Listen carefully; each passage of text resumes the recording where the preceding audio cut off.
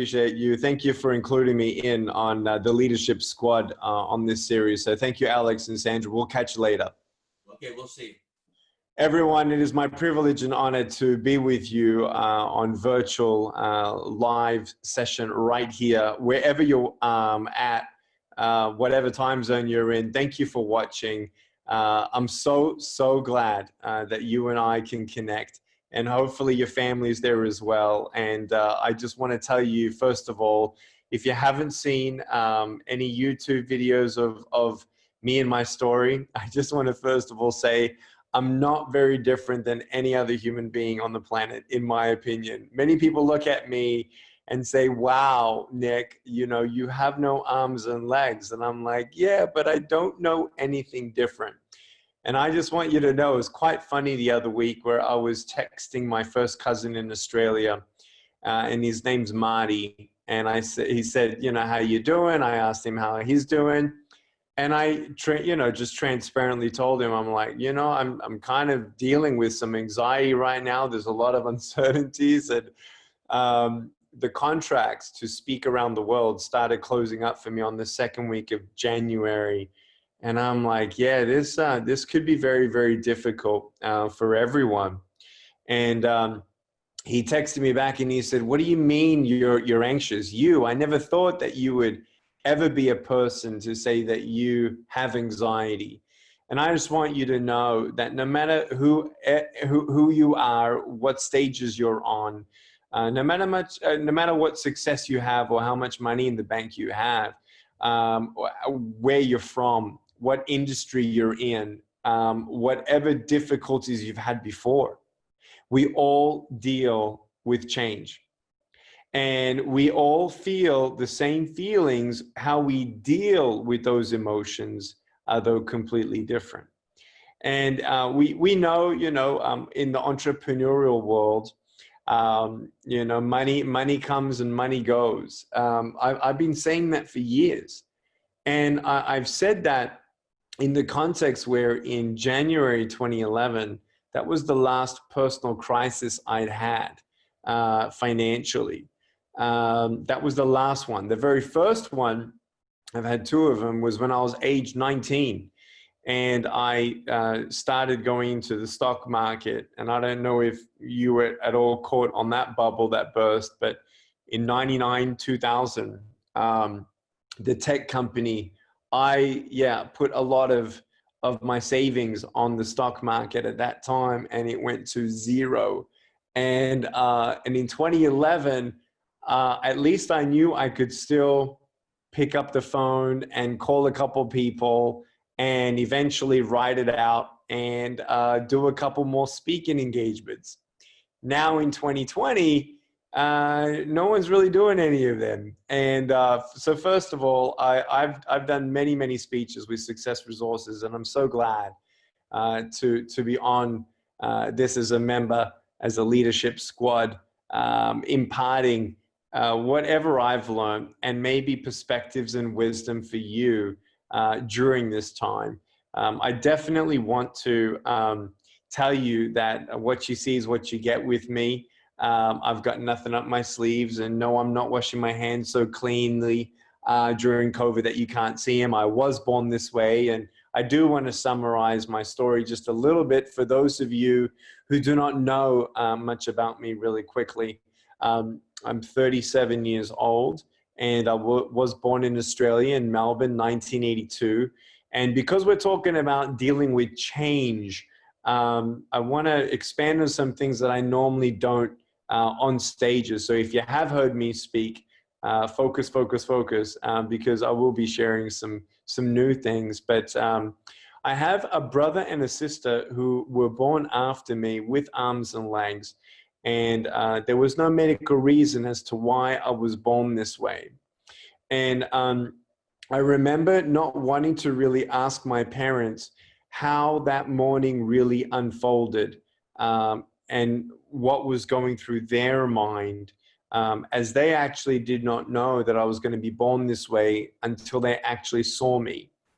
The doctor turned to my parents and said that, you know, we're sorry we didn't give you an opportunity to abort Your child will have no quality of life. He will not walk. He will not be happy, and he's just going to be a vegetable for the rest of his life. That's what the words were from the doctors. Now, back in 1989, when I was 6 years old, my mum did challenge the education school system of Australia to actually see why I couldn't be integrated into society. But how did that arc even happen, where it went from shock to then fight? You know, when change comes, you've only got three options. Either you fight, or you take flight, or you freeze. And I feel like there are times where our heart and mind wants to do all of them at the same time. There are some times where life throws a curveball at you, like I was a curveball to my parents, where they had to go through a grieving process. And I feel like the first thing I want to talk about in this talk tonight is leading through first self-awareness. I think a whole new level of self-awareness is the first thing I want to talk about, where my parents had to understand that they would not probably ever understand everything. That it was a big question that, of course, they had. Well, do we give him up for adoption and take flight? Do they just freeze? Well, even if they just freeze and just hope, and, you know, my mom actually explains it as if it was living a nightmare for many months on end. They saw me with no arms and no legs. My dad said that he's beautiful to my mom. My dad's no longer with us, unfortunately. He passed away of cancer about 3 years ago. And my parents, though, were obviously my rock in my childhood. And I really wanted to know from my mom and dad, how was it? And my mom actually admitted that, you know, there were many mornings where she just thought it was a bad dream. She went from doctor to doctor to doctor, asking what happened, what is he going to do, is he going to walk? And they're like, we have no idea. We've never seen a little boy with no arms and no legs. We've never even heard of anything like that. But my parents chose to fight. It took my parents some time to come to terms with things. They had family support around them saying that if you do give him up for adoption, we'll take him. But they said, look, no one's going to love our own little boy like us. In that context, they said, you know what? We're just going to do our best and trust God in the rest. They were people of faith who always taught me that there's a greater purpose and plan and design for my life. But at that time, the biggest question was, well, what is he going to do? Who is he going to become? What is he going to be able to do or not do? Is he ever going to get a job? And my dad's first thoughts were, you know, he can't even cover his face when he cries. And these things were really difficult for me to listen to. Yet, can you imagine? Like, no, I can't imagine having a child with no arms, no legs. I mean, I now have our firstborn son, Kiyoshi. He's 7 years old. And when he was first born, I looked at him and he's got arms and legs. And I was looking at him and he's looking at me, and I'm like, how did my parents do this? And he has arms and legs. You know, being a parent for the first time, talk about change, talk about freaking out. You know, it's definitely something for all of us to deal with. And especially though when it's negative, when a couple variables happen in a row, you know, it's not that just most companies just, you know, get hit with a virus. It's the virus, then the quarantine, and then the implications and domino effect of that. For me in my personal business, in the last 14 months, I've had a rough 14 months. And the financial situation that I have, not the nonprofit is doing fantastic, by the way. So thankful for the team and everyone that's pivoted and doing a lot of things online. In fact, on the nonprofit, it's almost like we're fast tracking our 10-year goals in some sense. But for the motivational speaking circuit, I mean, I'll never forget, we did 9 countries in 10 days with Success Resources one year. They say I run so fast to leave my legs behind. But when you, you got that one? When you actually have the negative impact in your life, the first thing that we have to do and deal with is with emotions. And when you're very self-aware of your surroundings and your situation, you can't lead your own life without a healthy mindset. And I don't think anybody's really authentically honest with themselves if they just pretend that it didn't really affect them in any way, shape, or form. I think we all go through ups and downs, and I'm not the guru who just says, just have a cookie cutter formula and, you know, override what you feel and do good, be good, and good's going to happen. Well, we know that bad things come to everyone. We know that life at times feels very unfair. I mean, having a child with no arms and no legs, that wasn't the first difficulty my parents had. No, they fled Yugoslavia in 1960s. My mum was 6, my dad was 15. They met as adults in Australia. They were in refugee camps, sometimes having not much more than bread and water. My grandfathers were both in jail, persecuted for their faith and beliefs, in being pacifists and not picking up a gun.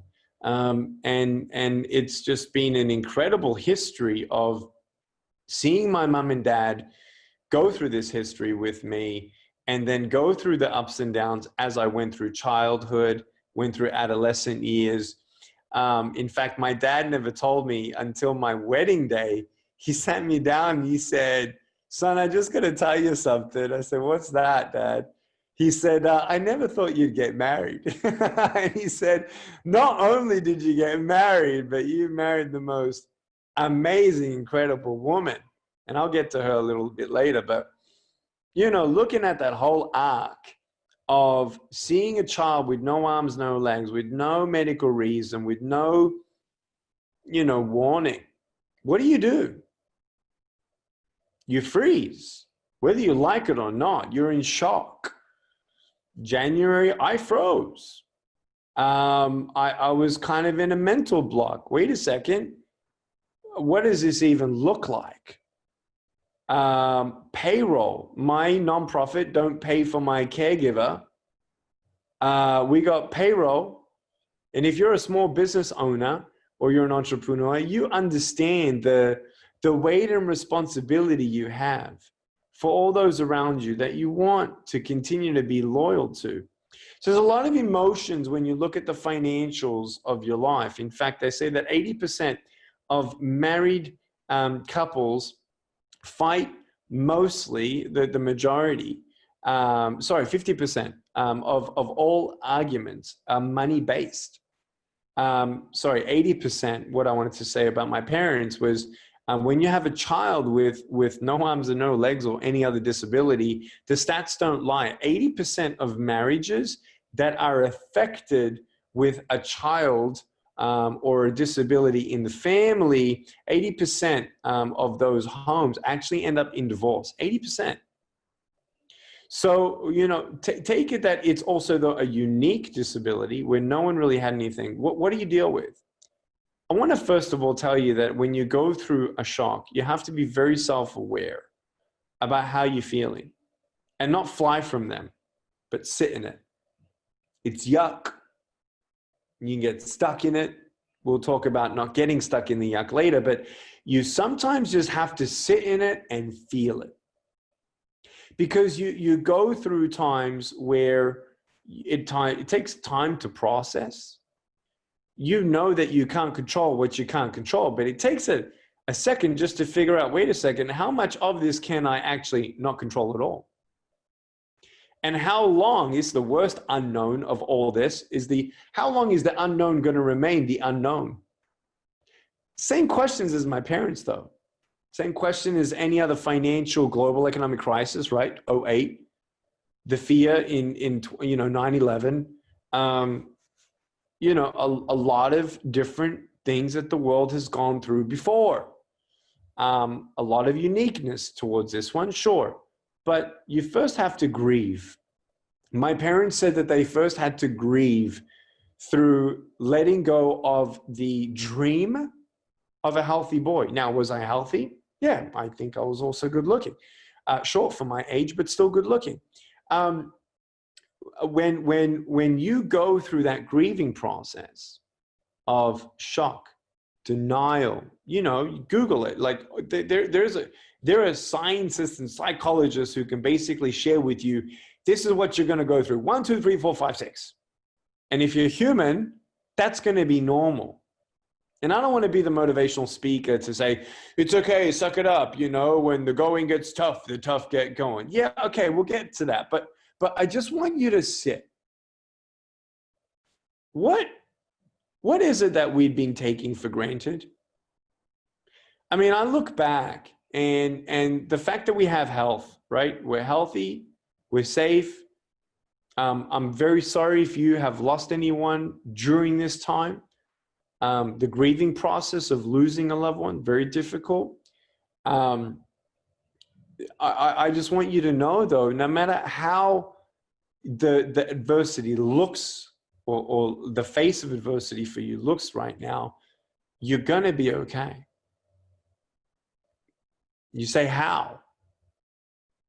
Because I've learned that no matter what you're facing, you're going to be okay as long as you choose not to give up.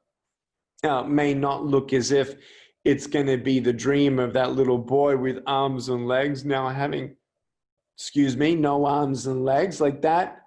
There's some anticipation that you have to die and mourn for. So what do you do with that? You accept it. For me, when I was going to school and seeing that everyone was bullied and then bullying me, it was difficult. I froze. I went through so many emotions and I went through thoughts. I went through depression, ages 8, 9, 10, 11, 12. I attempted suicide at age 10. I felt like I was a burden to my parents. I mean, talk about adversity. Talk about something unique. Talk about having to grieve.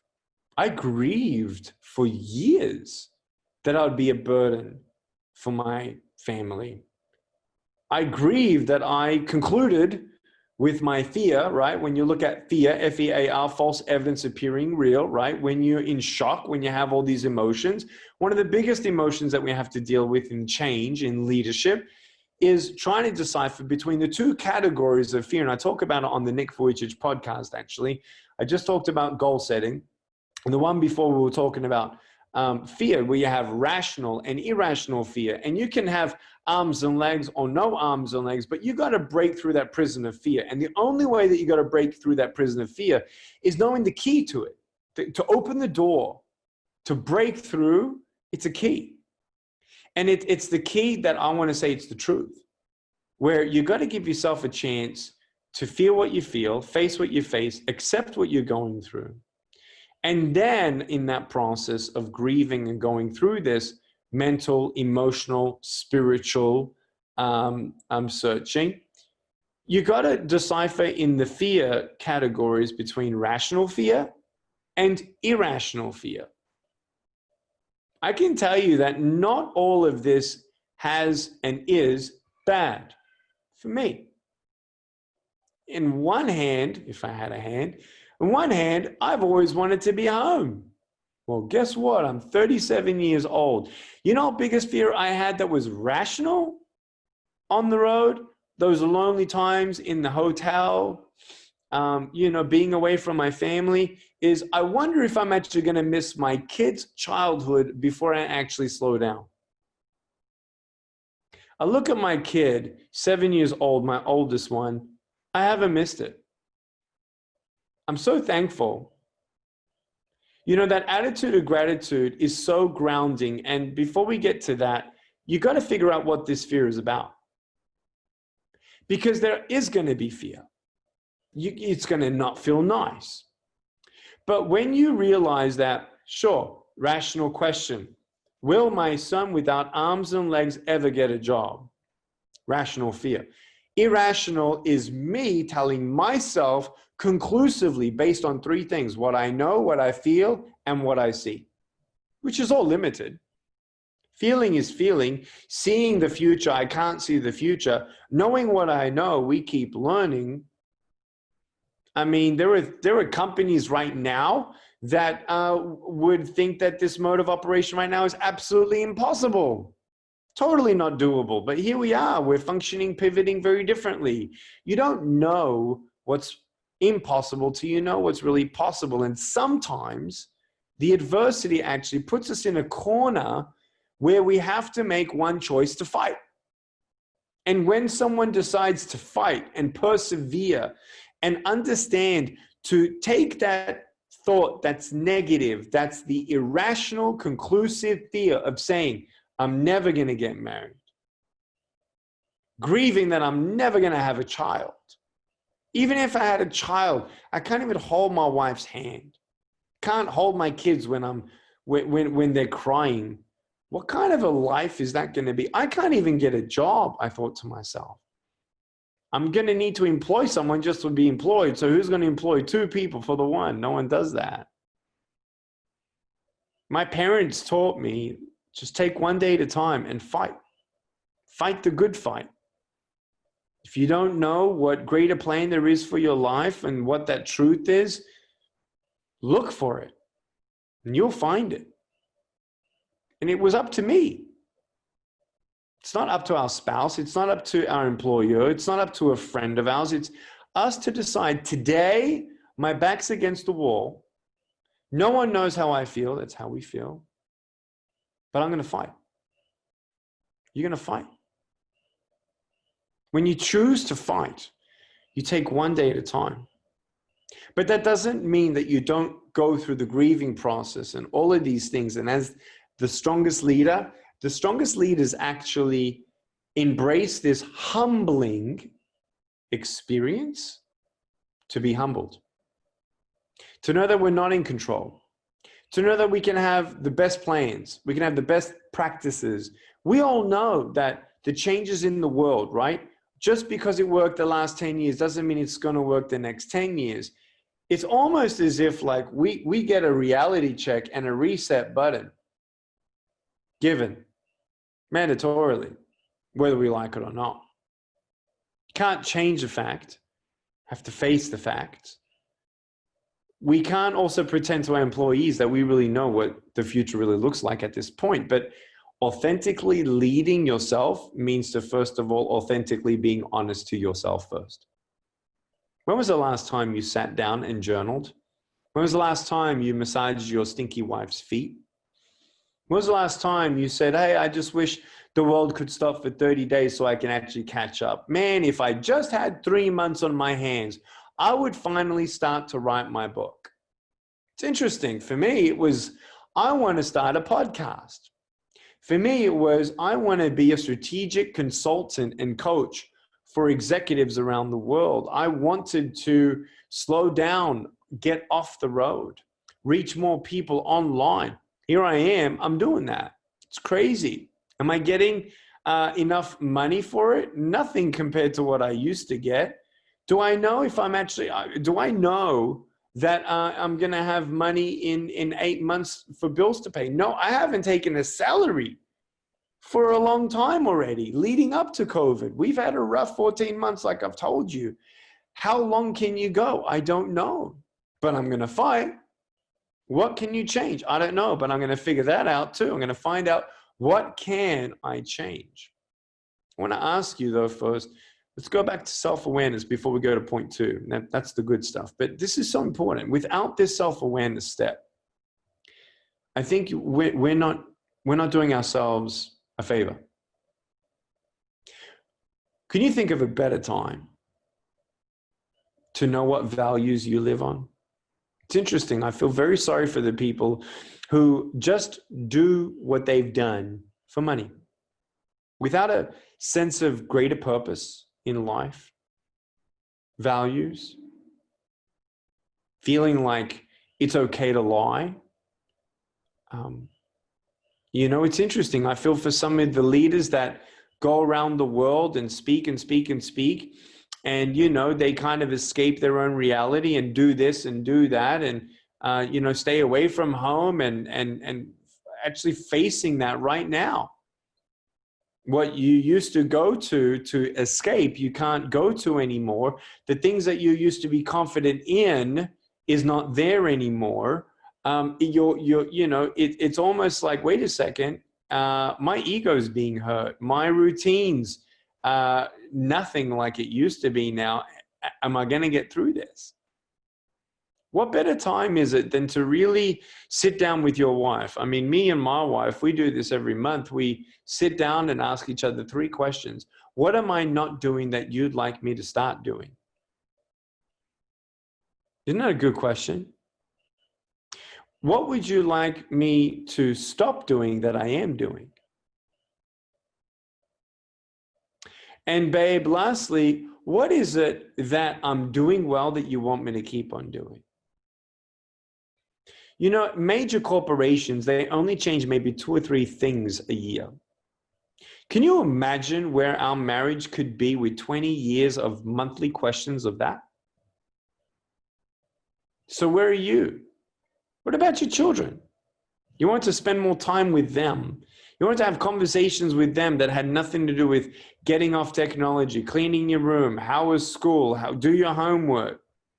I mean, we're talking about them actually seeing how you deal with change. Are you stressed? Are you arguing? Are you pulling out your hair? Are you screaming back? They're watching you. Talk about leadership squad. I always tell my audiences, I don't care what your employees really care about you as much as I think about what your wife thinks of you, who you are when no one's looking, what your children think of you. I know no one really wants to talk about this stuff, but this is like the most valuable thing. I mean, for me, the foundations are the 4 F's. Ready? You've got faith, family, finances, friendship. Some people bring in fitness. Great. I don't work out. I don't care what I eat. Maybe that's not a good thing for now. I'm 37 years old. I'm kind of careful, but kind of not. Trying to do my best. But when you look at those things, how much time are we spending in our faith? I'm finding myself actually praying more, reading scripture more, reflecting, meditating, listening to music. I've found that, you know, since I'm at home and my wife's homeschooling, you know, Kiyoshi here, like full on, full time. We're moving from California to Texas. I'm doing all these things on Zoom, and, you know, it's a little uncertain right now. But when you go through all of this, it's such a great exercise to go back and be self-aware. And until you're actually in touch with yourself, you can lead whatever life you want and succeed in anything you want. But in the end, if you don't look after those 5 pillars, you're empty. You see, no one tells you that just because you're successful at something or you get to a level of achievement, it doesn't mean you actually get what you think you wanted. Sometimes you get what you want, but you figure out, no, it's actually not what I wanted, if that's what it is. Remember, if you've seen me on stage, money, drugs, sex, alcohol, pornography, fame, and fortune, if you put your happiness in temporary things, your happiness will be temporary. There's nothing wrong with money. Money was wonderful. When I was a kid, I'd vacuum the floor, I'd make $2 a week, and I save and I do goal setting, and it gave me dignity. And my parents told me, you ain't gonna get what you want, when you want it, how you want it. You wanna know why? Because that's the second thing. Leaders cannot lead well without an attitude of gratitude. And with that humility and being thankful for what you have, when you lead your own life and lead those people around you, that's when you realize that there's a greater purpose than just having what you have and achieving what you achieve. It's being thankful. So many of us are already like, well, when we're in the cloud, I just want to imagine my life without the cloud. Where's the sun? Where's the sun? Where's the sun? But when you're in the cloud and when you're in this moment, don't miss the conversations that you can have with yourself and your family and even your friends around you. Have the conversations with you, yourself, and I, and then those around you, because the bottom line is money in the bank, money comes and goes. It hurts more when it goes. I was just telling myself that today. Money comes and goes, money comes and goes. Yeah, it hurts worse though when it goes. But isn't it cool that we don't get so numb in just achieving, having, experiencing? Isn't it true that when some things are taken away, you start to be somebody that doesn't take things for granted? Many people say, well, Nick, you have no arms, no legs. You're always thankful. Yeah, but I mean, I'll never forget when the first turning point out of my depression was when I was playing soccer, hurt my little foot. I couldn't walk for 3 weeks in bed, looking at the ceiling, thinking, man, I'm not going to be angry for what I don't have. I'm going to be thankful for what I do have. You know what I had to do this week as a leader, leading my own family? I found, I always said this all around the world, but the happiest people are not those who have more. The happiest people I've actually met more poor people happy than rich people. It's because I found that poorer people are more thankful for what they have because they have less. It's really, simple. All you millennials out there, you're not thankful for anything when you've been given everything you want, when you want it, how you want it.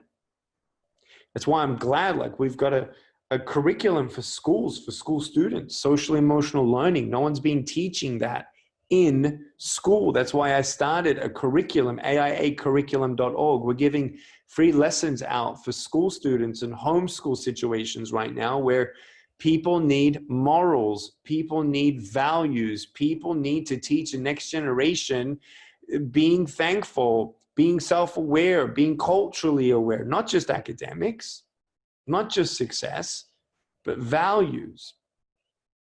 And I feel like the attitude of gratitude, those people who embrace that in fullness are those who are most happy. And for me, I am thankful. I'm so thankful. 2016, I nearly died. 2015, went through a really difficult reorg for my nonprofit. 2011, lost all my money the second time. Global economic crisis, right? 08 to 12. Went through a lot in my life. But you know what I had to do recently? I actually had to think of all these things that could have gone even worse. Because when you're in that cloud, all you can see is the worst, the worst, the worst, the worst, the worst. All you can feel is the worst, the worst, the worst, the worst. But actually, when you do go a week in advance and you reflect a week back or 3 weeks back, it's kind of what I tell people. When you go through a valley, 5 years after the valley, actually go back in your mind. In fact, do that right now. 5 years ago, what was the cloud that you were in? What was the struggle that you were in? What were the fears that you faced? They felt insurmountable. They felt disabling, debilitating, paralyzing. Are you still here? Yes. Yay! Do you have anything to be thankful for? Are we healthy? Are we vertical? We're breathing on our own? This is me standing. This is me sitting. Not much difference, but man, I'm glad to be vertical. I'm glad that I have 4 kids. I'm glad that I live in a country like America. I'm glad that I have a wife like me. Like a wife like the one that I have, who loves me, who's not afraid to look me in the eye and say, I love you, and whatever you decide to do, I trust you. Like, that's amazing. Knowing when to speak, when not to speak. I don't know how she does it, but she does it so well. And she encourages me more than anybody else. She gives me the grounding of the attitude of gratitude. I want to ask you, what are the 3 dearest things in your heart right now? Who are they? What are they? Thank them for being your friend. Thank them for just being them. For me, even recently, I've been calling some friends. It's so healthy. You don't even realize how much friends really mean to you until you connect with them. And I know we got social distancing, but it doesn't mean you can't pick up the phone. In fact, don't do a text or whatever. Call them, hear their voice. Some of you actually need it so bad just to reconnect with people. You don't even know what that even does for you. Because it's not about just seeing what they can tell you. It's not about that. It's just friendship. It's connecting. It's how we are wired. No one goes alone. Our teams, sure, communicate to them. We're going together. We're going to fight together. We're going to do all that we can. I'm going to do my best. But you know, it's so cool that I can tell you transparently, Nick has his own sometimes fights of voices in his head. And it was so awesome that even during 4 weeks of mental blockage that I had, even the 2 weeks of panic that I had, there were some people that I could call, and I did call. And it's just good to hear someone else's voice. And maybe it's not that you're in a desperate situation, but you don't even have, let's call it this way, you even have the fear maybe of inadequacy to even know what to say to these people. It's not about that, to encourage them. It's just to do life together. Whichever the seasons of life come, how it feels, doing life together is always better. I just want you to know that. I want you to know that it's so important and that you're going to get through this. So again, those 5 principles real quick of foundations: faith, family, finances, friends, and fitness. Really important. Do a time management calendar and just see where you were and who you want to be and where you want to go, because you've got a reset button. If that means that you have to wake up earlier before the mayhem happens in your home, get up earlier. Get productive earlier in the morning. But do those self-awareness. Do these attitude of gratitude exercises. Write it all down. Start journaling. Call people. Because I feel like you need to be in touch with yourself on a whole new level and be aware and honest and then thankful.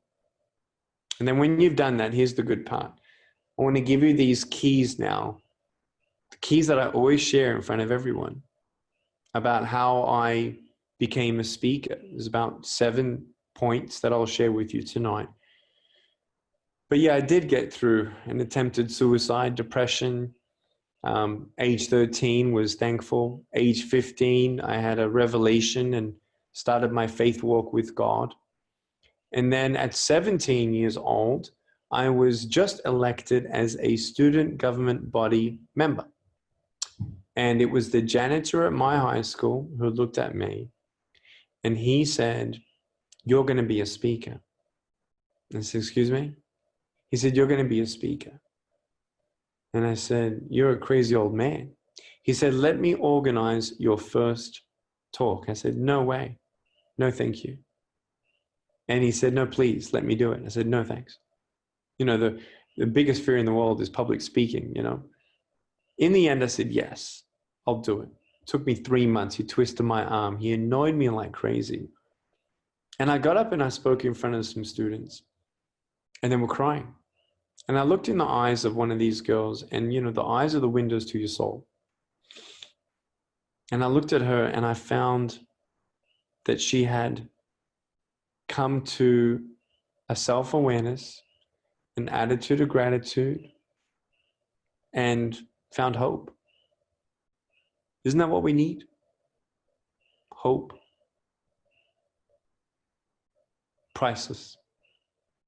I hugged her. I hug everyone. I hug everyone. I have hugged everyone so much that my arms have fallen off. And the scary thing about hugging everyone is they can just pick me up and take me home. But I hugged her and my life changed. And another speech that I had, a girl came up and she whispered in my ear, "Thank you, thank you, thank you No one's ever told me that they love me. No one's ever told me that I'm beautiful the way that I am. And that's when I knew I was born to be a speaker. The first key I want to tell you about success is you don't know what you can achieve until you try it. Second, when you fail, try again. Got to fight the fight, right? Number three, failure is not a status. Failure is my classroom. So when you reframe these things, that's when you see obstacles as opportunities. It's not about, I'll never get there. I'll never achieve that. I'll never be able to afford that.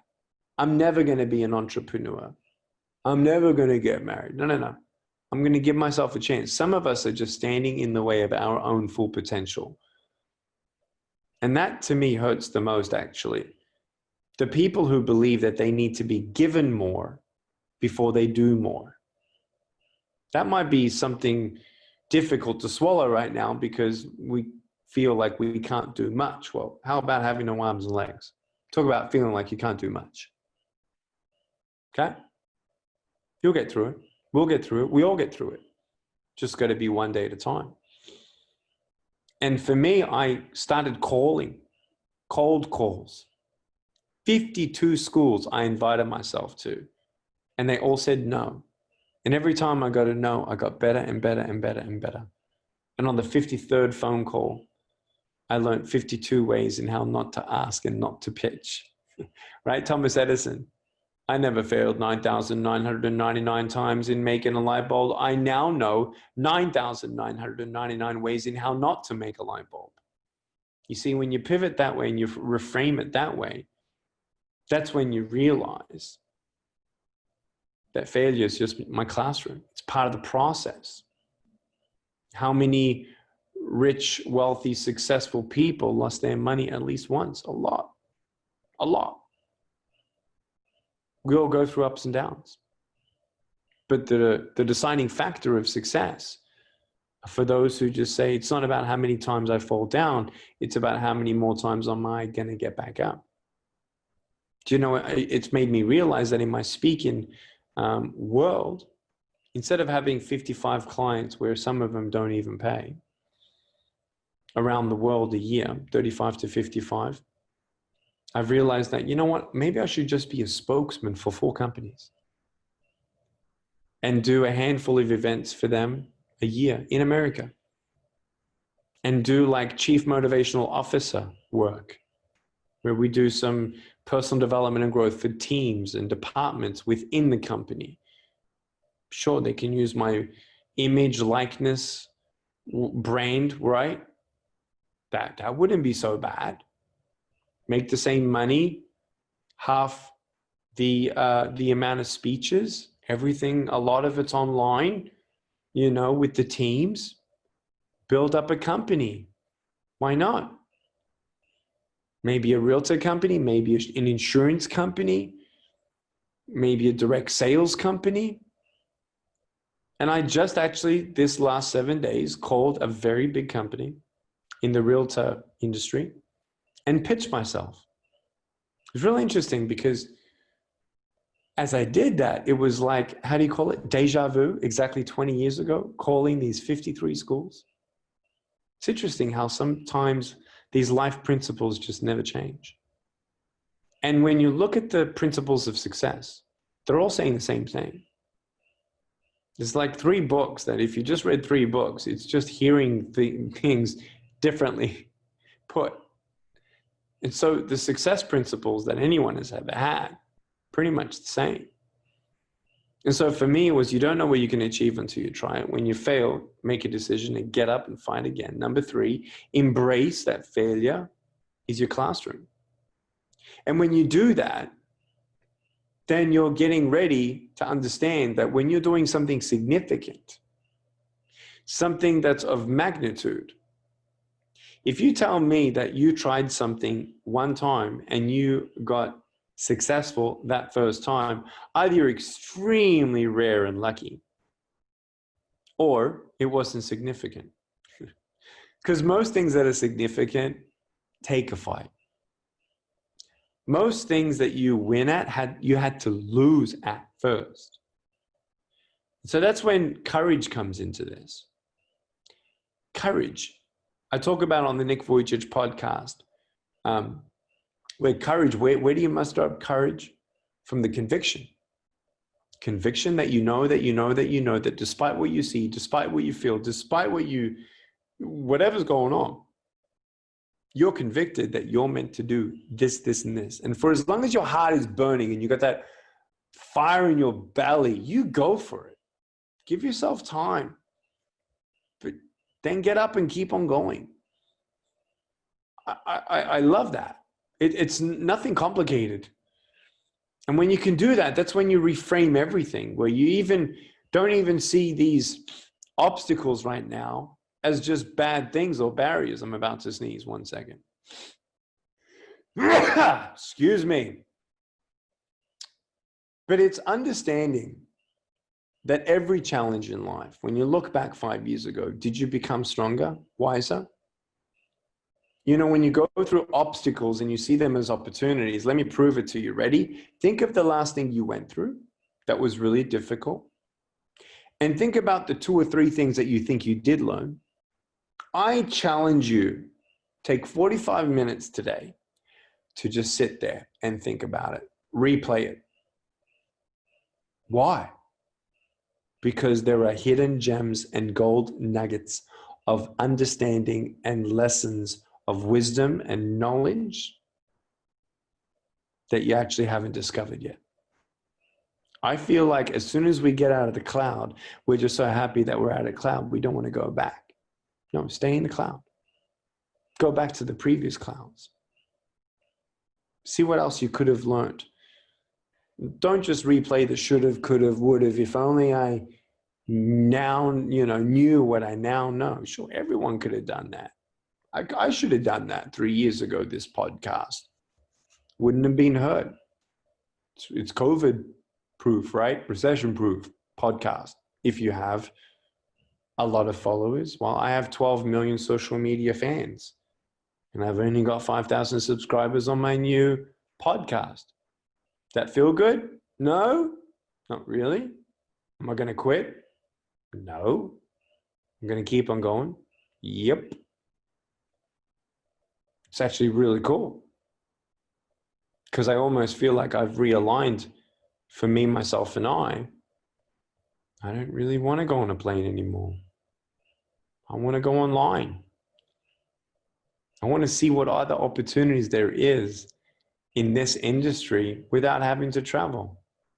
I'll do minimal travel. Sure, I'll do the big conferences of maybe the companies that I become a spokesman for, but man, I'm actually looking forward to doing less. It makes me happy. Some of you right now, though, you might be looking at the fact that I can't bank on that 9-to-5 job right now. I never wanted to be in a 9-to-5 job. That's why I became a speaker. That's why I went into real estate investing. That's why I went into stock market investing. And a part of me is like, man, apart from social emotional learning for my kids, do you know what else I would want them to know apart from faith, which is to me the biggest thing? Financial literacy. And what I love about Success Resources is you have these resources that enable you to learn something and put you in a mode of understanding that life is for learning and learning is for life.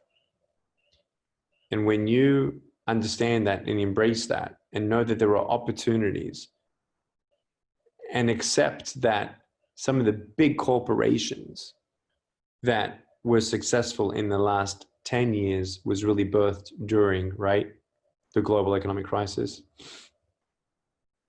Talk about a disruption, sure. But you've got a chance to first of all decide, I'm still going to be thankful. I'm going to fight the fight. I'm going to be self-aware. I'm not going to run away. I'm going to learn everything I can. And then we're going to go now through the keys 4, 5, 6, 7. Ready? Obstacles are opportunities. It is. When you look at me, you see that I have no arms and legs. You see my strength. You see my resilience. Why did I become resilient? How did I become resilient? Because I've been accustomed to facing adversity. I don't run. I don't fly away. And I don't freeze either. When someone says it's impossible, I don't even flinch.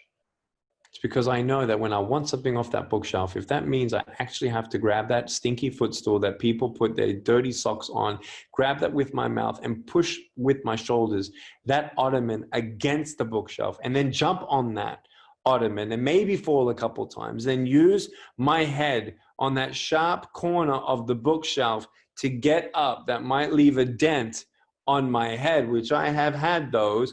It doesn't matter if I actually achieve what I really want.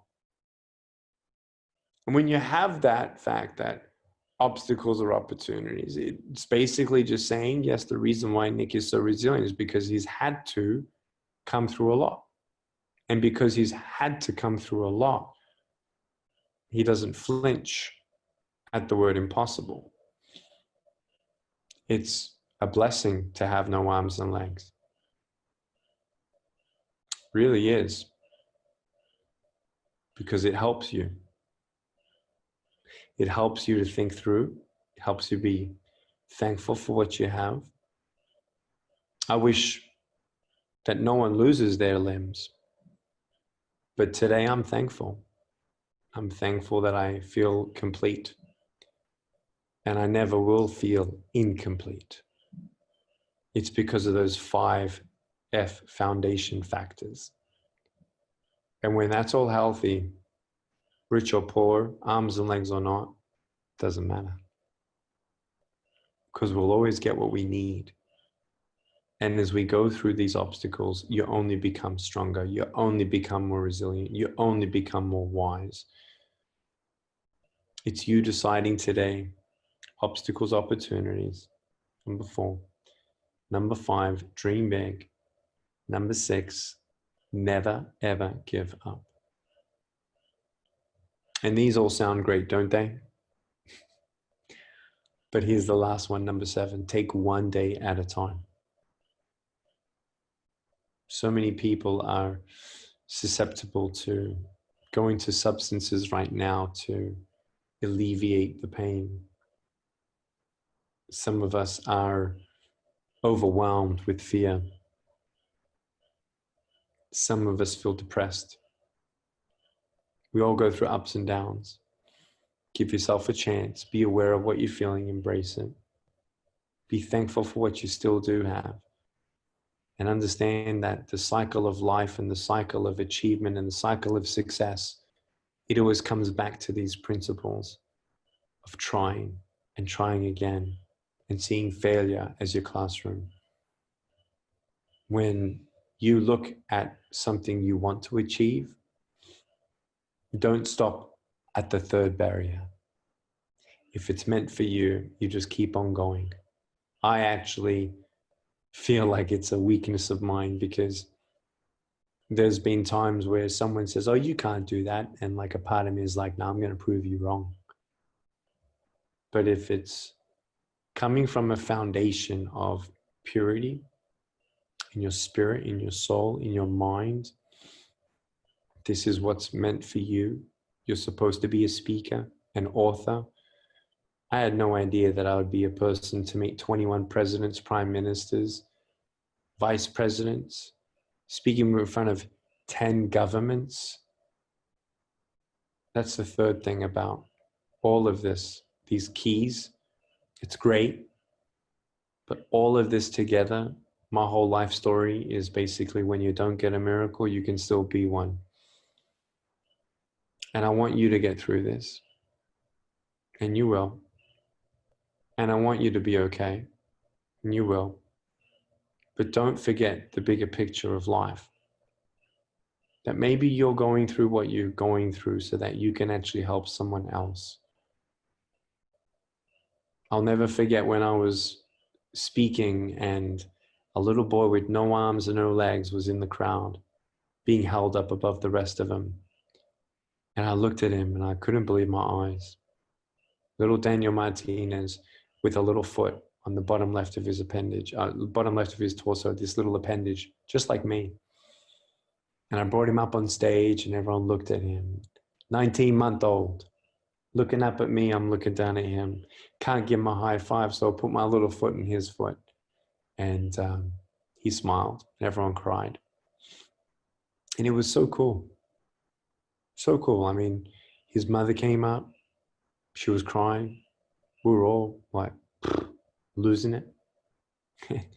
And I said, when he goes to school and if he ever gets bullied, just tell me. I'll come in my wheelchair and I'll run them all over, whoever's teasing him. And I actually went to his school and I shared my story. I exclaimed how important it was to love yourself, to love others around you, to know that we're all special, to not bully anyone. And no one bullied anyone in that school after that talk. It was so cool. And I just remembered when I was a kid, I was the only one in my school with no arms and legs, and I thought to myself, man, I just wish I had a miracle. A miracle where another limbless man would come into my life and at least tell me it's going to be okay. Like, how cool would it be, I thought, if he could just come to my school and tell all of my bullies just to shut up. I didn't get that miracle, but I became that miracle for someone else. You know, I do have a faith in God, and I couldn't help but always include how much faith is important to me. But really, in the end, I'm not in control. He is. My history is his story. And my story is still being written. So is yours. And the way that I look at all of this is, I'm alive today. Heaven's waiting for me. I'm happy. I have everything I need. It's been rough, but I have everything I need. And if I can, on the way, along the way, encourage one person to snap out of depression, or to get out of bed and go look for another job, or to start a business that gives them the financial freedom that they need for them and their family, it's awesome. Hope is priceless. And I'm so glad that I had this opportunity to just share some of my story, some principles, some values, some perspectives, and keys of truth to help you reach your goals and your dreams, to find happiness, and to lead your life well. If I ever had an hour to share that with anyone, share what I would share, it's exactly what I'd share. And I really hope that it touched some of your hearts and your minds. And so glad that Alex and Sandra have joined back, and we can do some Q&A from the people watching, or whatever you guys want to do right now. But I just love you guys so much, and I'm so thankful. Thank you again for having me on the leadership squad. And I really hope that everyone's been encouraged. So thanks again for having me. You've been such a gift, Nick. We can feel your heart, and I am so with you on the gratitude. Is the highest vibration of energy in the world, and I know you have touched all of our hearts. And we were hanging on your every word. We were here watching, and my hope is, as you're watching and listening right now, I want you to write down one word that comes up for you right now. Now, you heard gratitude, but I want you to write one word. It could be gratitude, but one word that would be the period underneath the exclamation point of what you just heard, and we'll go on to Q&A. What's your word? Heart. Not only because I could feel Nick's heart, but I could feel, apart from how beautiful your story is, how much you actually care for others and how much you want to see that potential in others and see others succeed, and how committed you are to allowing your story to change other people's lives. So heart is my word. Cool. Nick, I'm going to ask you in a moment, so be prepared. I'm sure you're a ringer for this. I want all of you to think about it, and especially the introverts, okay? Get out of the shell and start writing, okay? Extroverts, they think with their mouth, but the introverts, they think with their brains, and it's time to think with your fingers. So what's the word? Write it down. Mine is commitment. Commitment. Because Nick's story is one of commitment. Now, I've heard multiple versions of different narratives of your life, Nick, but I never heard it that way. And I've admired you from a distance. We'll call it YouTube for now. And as it relates to life, I think that I had a friend who we lost, this year, Sean Stevenson, and he was about 3 feet tall, and he was in a wheelchair, and he got a new wheelchair, and he tragically died.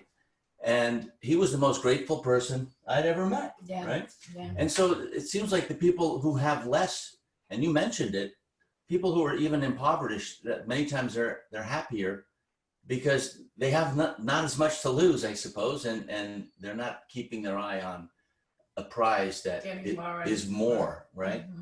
And you've traveled many countries, so we're going to go over a few questions, but what's your word while you're there in Los Angeles? I think like reflection.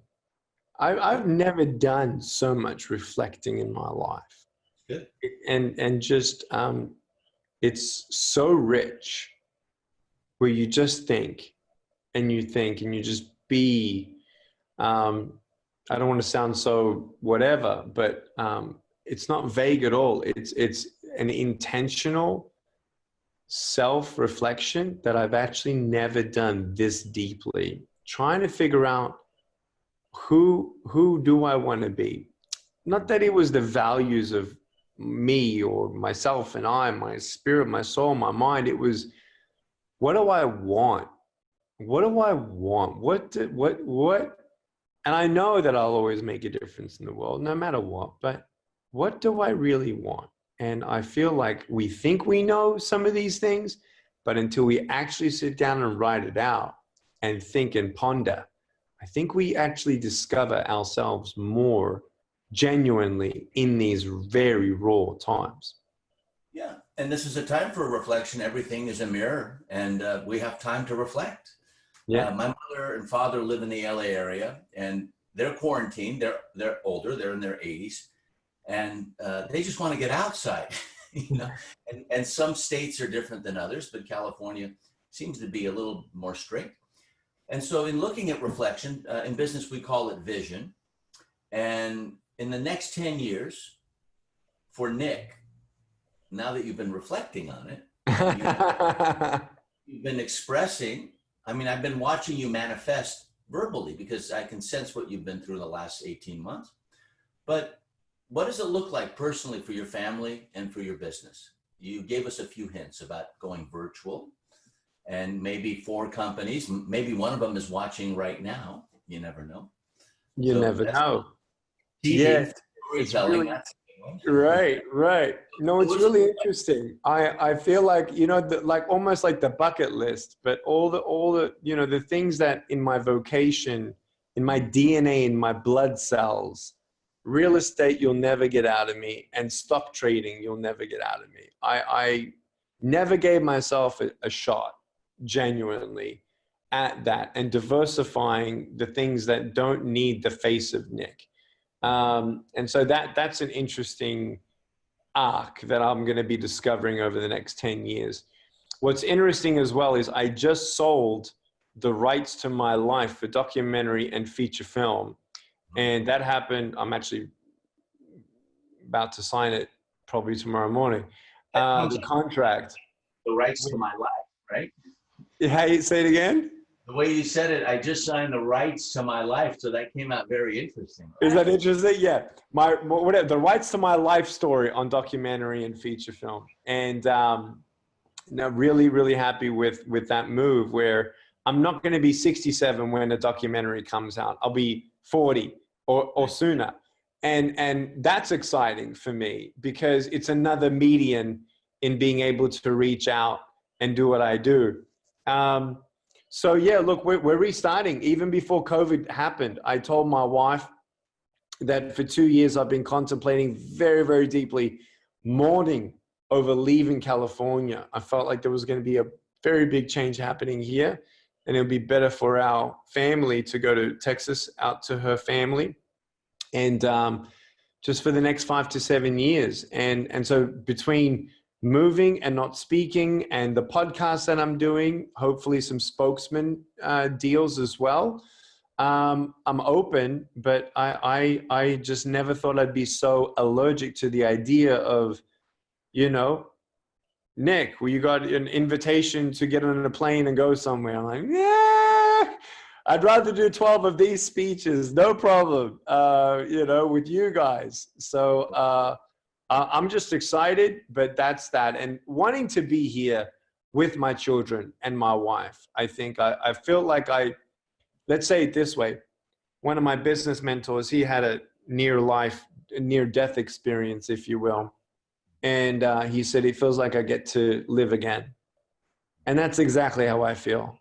2020 has been the year where Nick feels like I get to live again. And it was actually even different than when I actually nearly physically lost my own life in 2016. So only 4 years ago, I nearly died. This actually feels like a real fresh new start. I can't explain it, but I'm excited. I'm humbled. And I want to do every major decision with my wife. I've learned that the more you can make decisions together on and the better for everyone. So I'm looking forward to family, less travel, and still reaching the world through different mediums. Because Families that learn together succeed together. And I'm with you totally on preferring virtual stages versus physical stages. So I can sit here with my slippers under my desk rather than standing on my high heels, you know, all day and then having sore feet at the end of the night. So. I know, I'm barefoot right now too. Oh, so nice, isn't it? So, Nick, we have some really good questions here coming from our participants. Have all been so touched in, you know, you were talking about taking things for granted, and I think a powerful thing of that is that we underestimate the power of ourselves.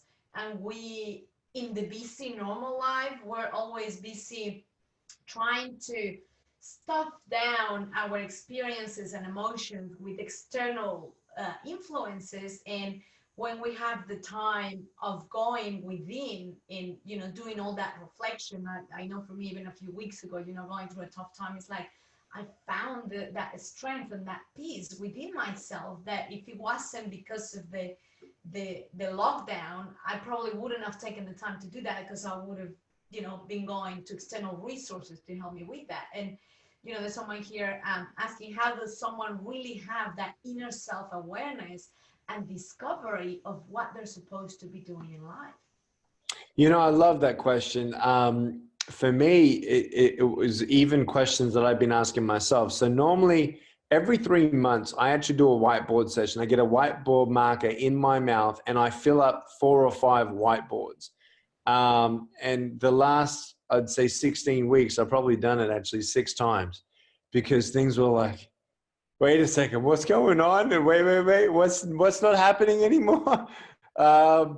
And more, it was just a massive consolidating process for me in trying to discover what's still most important to me, a prioritization kind of systematic thought process. And for me, it's being okay to revisit some of those bigger long-term goals, mid-term goals, short-term goals. Things have been flipped on its head. But really, what gets you excited? You know, the fact that we're thankful in a way of gratitude, because we've been taught as kids, me and my wife, we were actually raised up in poor homes, to always give back to the poor. We haven't stopped our sponsorship, of course, with our 15 children that we sponsor. And if anybody needs help, the poor need help more than anybody right now. And seeing how that affects our own family dynamic in knowing that it's not just us, me, myself, and I, and what we want, what we need. It's always making sure that we also take care of someone else in need as well. But what gets you excited? It's really interesting that it's okay that what used to get you excited doesn't get you excited anymore. It used to be exciting at one stage to travel 2,500 plane rides, experience countries and culture and all that. And great, you know, but I want to do it with my family, not the way that I did it before.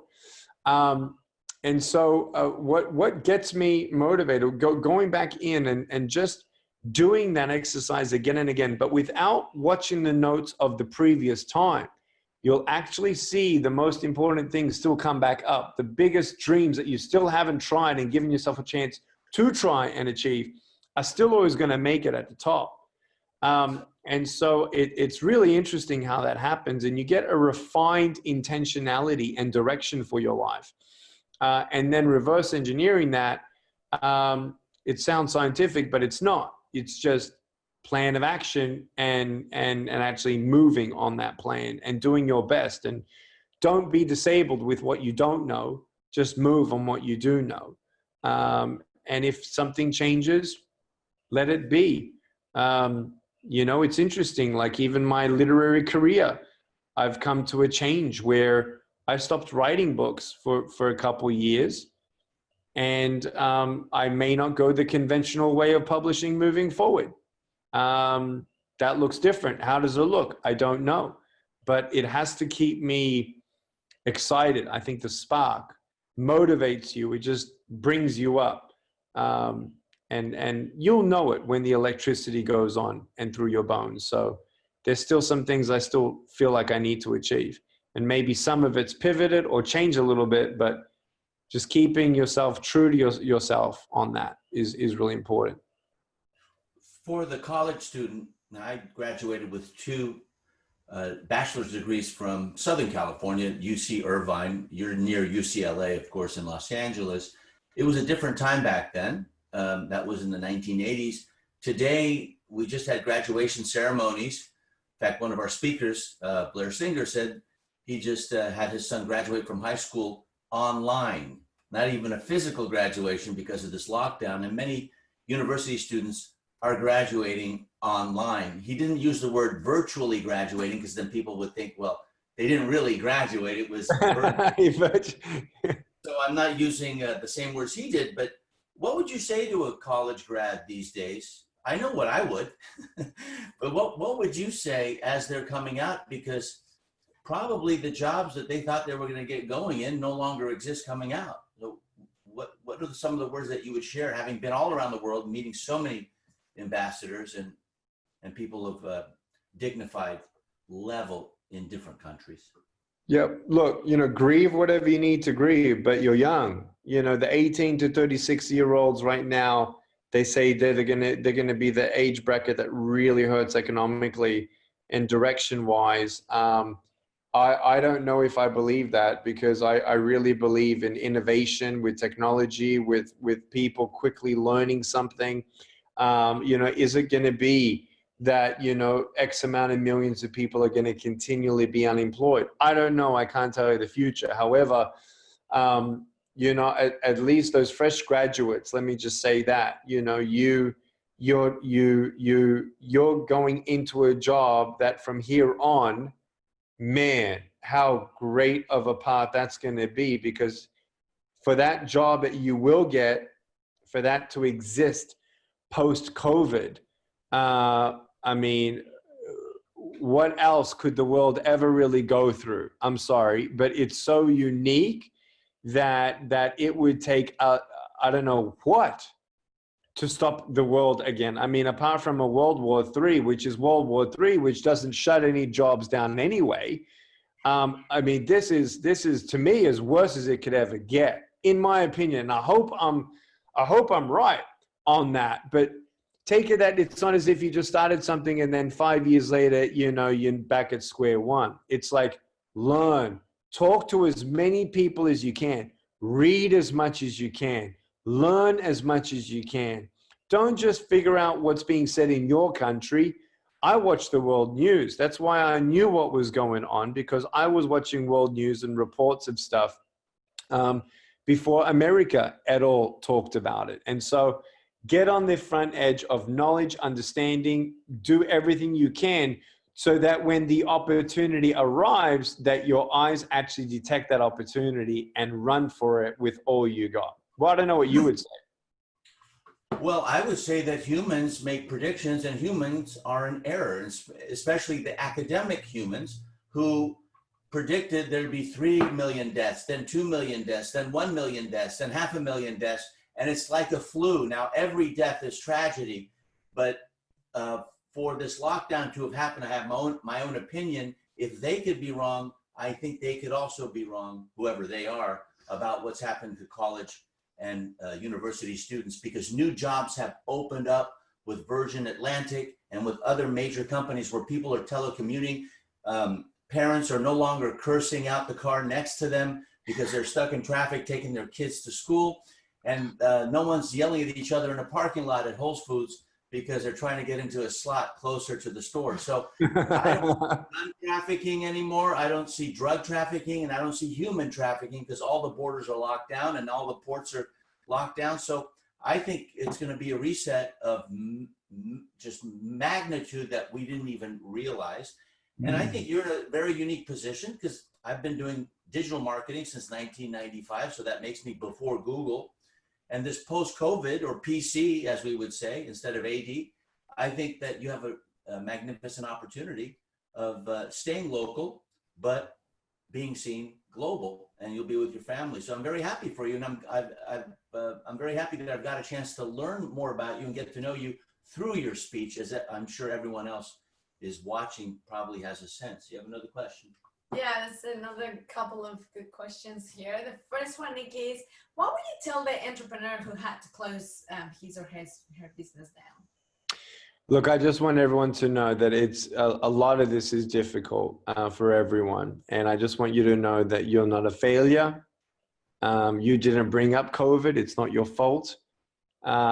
It's basically similar things that I've been telling myself, where, you know, you have loyalty to the people around you, and you know, wanting to make sure that everyone's provided for. All you can ask yourself is is doing your best, and don't make rash decisions on that's it, you know, that's I'm never going to do anything again, you know, or whatever. Don't also make a quick decision to say, you know, let's do it again, you know, let's give each other 6 months and let's get back up on the horse. Take your time, especially if you have a family. Be careful with your decisions, but also understand that you can only do so much, but that doesn't mean you're a failure. So take one day at a time.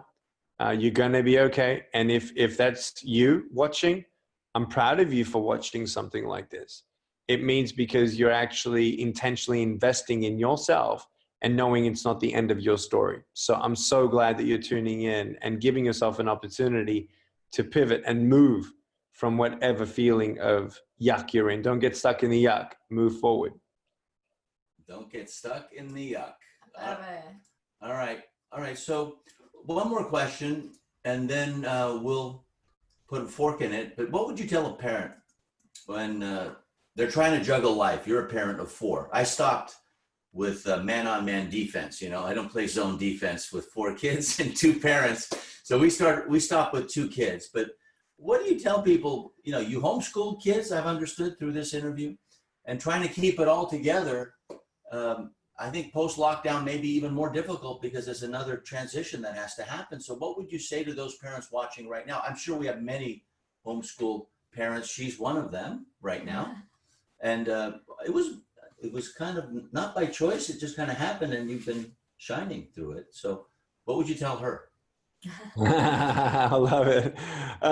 Sandra, no, look, it's, first of all, I'm really excited that one of our projects of that curriculum, aiacurriculum.org, you know, not just going through academics, but there are free social emotional learning curriculums where it's almost so hard to just keep up with the academics. You're forgetting about the biggest important life lessons of just being a friend to your children. You know, when we go through life and we go through that rhythm, I feel like we just take even each other for granted and parenthood for granted. You know, I'd say be intentional about this summer like never before. Quarantine or not, wherever you're at, you know, have them even get to a point that they can actually feed themselves inspirational content. There is so many you know, inspirational stories out there, and talk about life, talk about human trafficking, talk about these bigger issues of life, and not just politics or this and that, but really talk about life. Who are they and what do they want to be? What do they, you know, not just be, but what do they think of themselves? You know, having reflection towards each other, saying, hey, what's a question that you've never asked me that you want to ask me? You'll be surprised what comes out of your kid's mouth. And so, you know, understanding that you can only do so much. You can get up earlier, do whatever you can, make a little office space in your wardrobe if that's what you need to do. That's what I'll be doing when we move out to Dallas in a smaller home for now. But you know, when you have so much change, I think what's really important is to keep your cool as much as possible, because they're watching you, and to try and interact with them maybe on levels you haven't before, whether it's discussion, whether it's you even playing video games with them. I mean, you're all trapped in this home, and part of us are just so itching to get out, but don't miss these opportunities to connect with your children on a deeper level. Teach them how important it is for value, social emotional learning, inspirational things, not just academics, and have them write out a list of aspirations. What's their bucket list? What do they want? You know, if they don't want a 9-to-5 job, do you know that, you know, do you know anything about compound interest? You know, like, start somewhere. But just don't miss this opportunity. As stressful as it is, do your best, but don't miss the conversations you can have with your family, because who knows what they're at. You know, you're a 15-year-old son, you're a 17-year-old daughter. Don't miss this time with your parents either. You know, just understand that they're not just your parents. Ask them about their life, have conversations. And I'm glad that you got families around the TV right now. Mm-hmm. That's exactly right. When we started this journey, my vision was to have families watching instead of individuals watching, because that's how a webinar or a teleseminar or any kind of Facebook Live video, it's usually one-to-one, and this is not the case here. And so the COVID has been a blessing of sorts, because if we train families to learn together, then they succeed together. I know for me, one of the biggest gifts from COVID is that I started a family meeting with my daughters every Sunday evening. And, you know, I created my little agenda and everything, and we get turns to lead it. And it's really cute to see them excited to say, Mom, it's my turn to lead it. And they're the ones that are going, Mom, like, we started the meeting in 5 minutes. And it was like, oh, my heart was melting, you know, like first I felt like I'm going to be imposing this new mommy's plan and doing this family meeting, sharing, you know, successes and intentions and gratitude and 3 minutes of what I feel like saying. And now it's like, it's so empowering, and it fills my heart to watch them leading it and driving it. And Mom, 5 minutes before our meeting, and you know, it probably wouldn't have happened without the lockdown, just getting closer. Yeah, and there's plenty of things to complain about, but I'm going on a criticism and condemnation diet for the next couple of weeks. It's so much better, right? Let's look at what's up and coming, because we have some announcements and then we have a gratitude circle. Yes, so next week, I'm very excited because we're having Health Summit, because you asked for it. So just like we've been having all the different topics for the Squad Summits, we have the Health Squad 2nd, 3rd, and 4th of June. Yeah. And same time, 4 p.m. Malaysia time, 4 to 6 Malaysia time. So just convert it anywhere you are in the world. We have Mexicans watching. We have some Americans watching too, early in the morning. Yes. And I may be back in America doing that one, so that'll be interesting at 3 a.m. So we'll see what happens. Okay, so please join us there. And we want your feedback. Nick wants your feedback. We can't improve what we don't measure. And we want to hear from you at your level of satisfaction and delight. There's a delight factor. I kind of have a sense what you're going to be scoring him tonight, but please go to successresourcesvirtual.com/feedback. successresourcesvirtual.com/feedback. And it's your way of thanking. I can see a lot on the chat just being blown away with Nick's beautiful story. So that's your way of thanking him and being grateful to Nick and to Success Resources Virtual for bringing him to us. So make sure you're feeling the feedback. And there is such a thing as ethical bribery. I have 2 teenage kids. I bribe them to get A's. They get $20 an A, and they have a lot of classes. So I almost went broke this time around because virtual works, virtual training works. Yeah. So they're studying in their pajamas like your girls, and they're awesome. Your girls have expensive pajamas, though, that's for sure.